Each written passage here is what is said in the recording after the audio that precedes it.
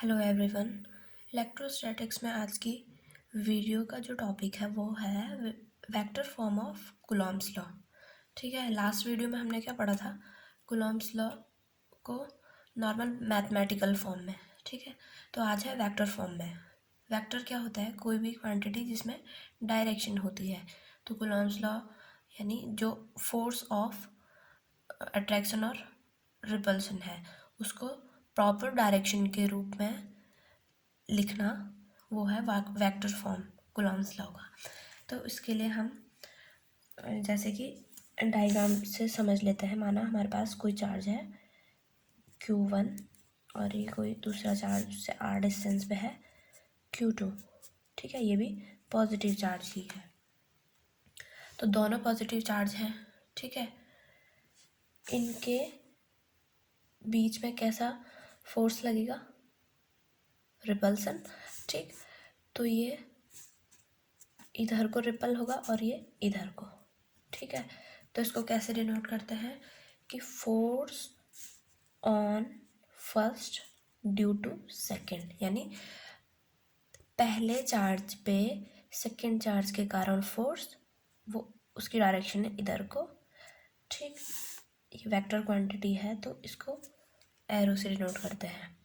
ठीक, अगर कहीं पे भूल जाओ तो आप लगा लेना खुद से। और यहाँ पे force on second charge due to first. ठीक है, इसको F21 से डिनोट करेंगे विद एरो। तो इसकी डायरेक्शन इधर को और इसकी इधर को। ठीक है, अब इन दोनों के बीच में जो R डिस्टेंस है उसको कैसे लिखेंगे, F1 के फोर्स ऑन F12 के लिए, क्योंकि जो फोर्स है वो सेकेंड से फर्स्ट की ओर आ रही है, पहले वाले चार्ज पर जो फोर्स लग रहा है, यानी उसको लिखेंगे R2 से 1 की ओर। ठीक है, अब सेकेंड वाले के लिए क्या लिखेंगे, वो फोर्स जो है वो फर्स्ट वाले आवेश से सेकेंड वाले आवेश की ओर जा रहा है, तो इसको लिखेंगे R12। ठीक है, इसको वेक्टर फॉर्म में ऐसे लिखते हैं, कैप लगा सकते हैं इसमें। ठीक, अब ये तो हमने नॉर्मल एक्सिस के फॉर्म में लिखा। अगर हम इसको कोऑर्डिनेट्स में बनाएं, ठीक है, ये हमने कोऑर्डिनेट सिस्टम बनाया, इसमें ज़्यादा अच्छे से समझाएंगे।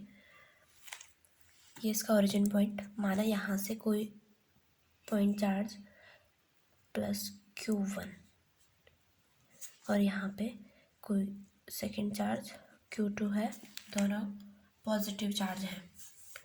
ये O पॉइंट से इसकी पोजीशन वेक्टर कितनी होगी, R1।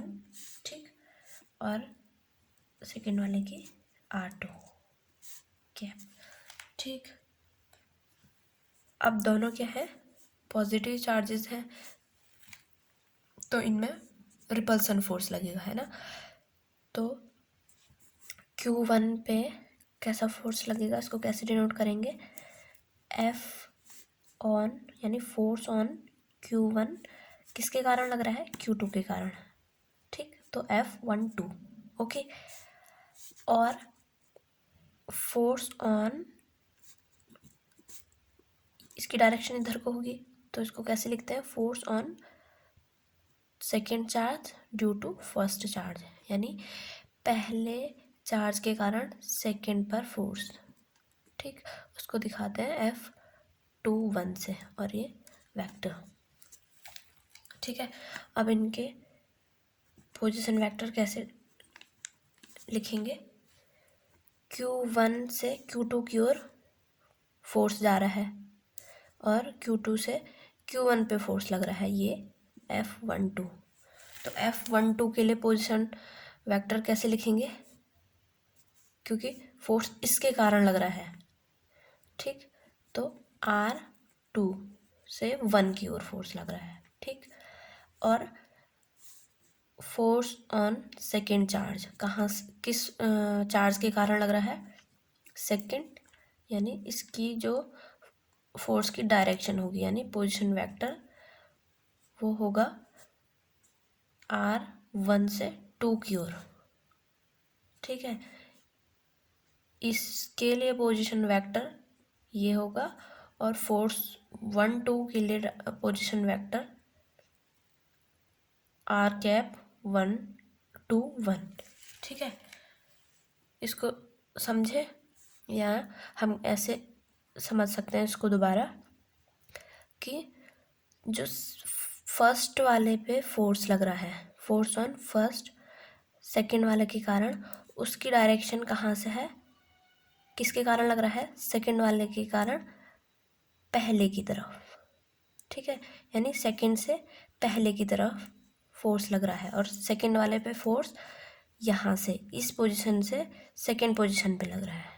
ठीक है, इसको ऐसे समझ लें। तो अब अब इसको थोड़ा सा हम डिफाइन कर लेते हैं कि F12 क्या है। Force on Q1,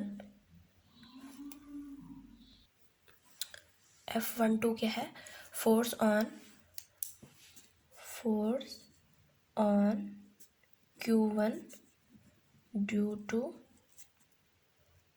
Q2। ठीक, F21 क्या है, force on Q2 due to Q1। Okay, इसके बाद R12 क्या है, यूनिट वेक्टर। ठीक है, या यूनिट डायरेक्शन वेक्टर अलोंग किसकी तरह, F21। ठीक है, फोर्स जो F21 की जो force of direction position vector होगी वो R1 से 2 की ओर होगी। ठीक है, ऐसे ही R21 क्या है, unit direction vector along F12। तो यहाँ पे कैसे हम देख सकते हैं कि जो डायरेक्शन वेक्टर है वो यहाँ पे R12 है और यहाँ पे फोर्स F21 यानी एक दूसरे के अपोजिट डिजिट्स हैं। ये इसको हम ऐसे भी याद कर सकते हैं। तो अकॉर्डिंग टू कूलॉम्स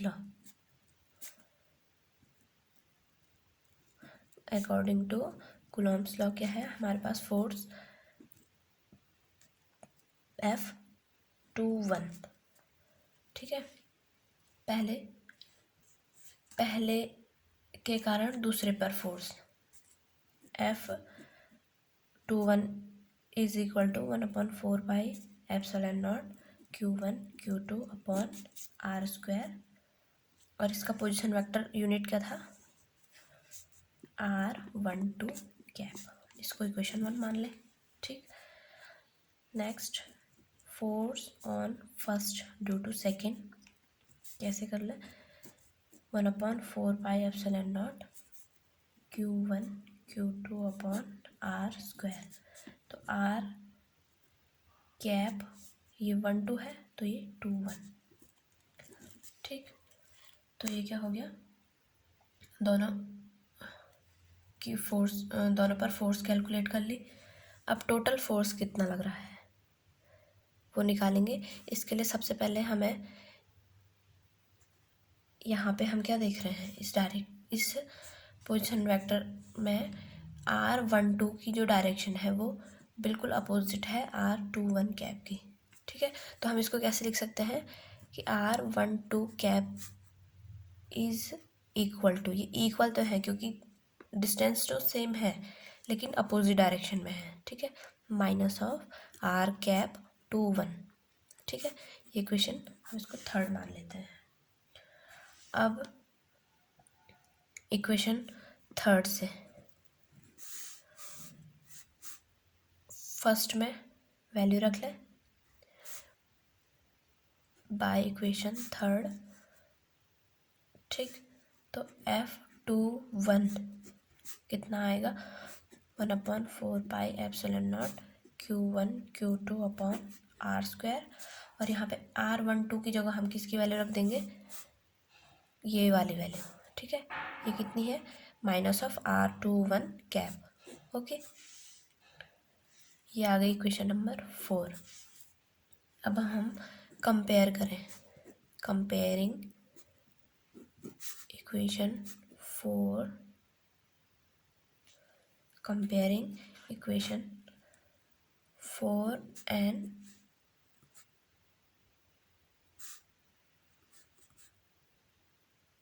सेकेंड, ठीक। तो हम क्या देख रहे हैं,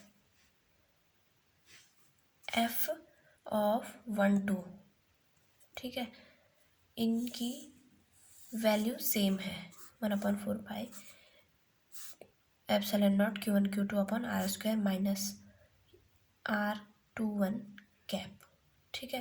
ये माइनस यहाँ आ गया जाएगा, सिर्फ किसका अंतर है, माइनस साइन का, ठीक।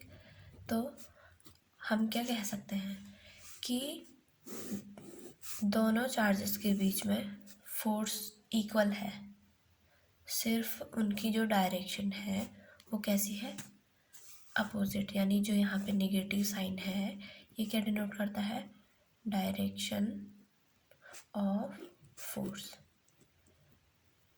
ठीक है।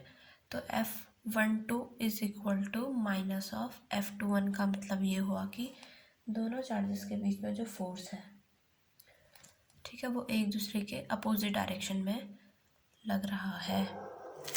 यहाँ पे एक और बात है, जब हम कूलॉम्स लॉ को अप्लाई करते हैं, ठीक है, F = 1/4πε0 Q1 Q2 upon R²। तो Q1 और Q2 क्या होता है, मॉड में होता है। यानी अगर Q1 = -1 कूलॉम है और Q2 +1 कूलॉम है, तो हम इसको कैसे लिखेंगे, मॉड में, यानी ये पॉजिटिव हो जाएंगे, Q1 Q2। तो ये भी 1 कूलॉम और ये भी 1 Coulomb. Only for Coulomb's law, जब हम कूलॉम्स लॉ अप्लाई करते हैं तो साइन नहीं लिखते हैं, क्योंकि वो क्या होते हैं, मॉड में होते हैं, ठीक है। Thank you.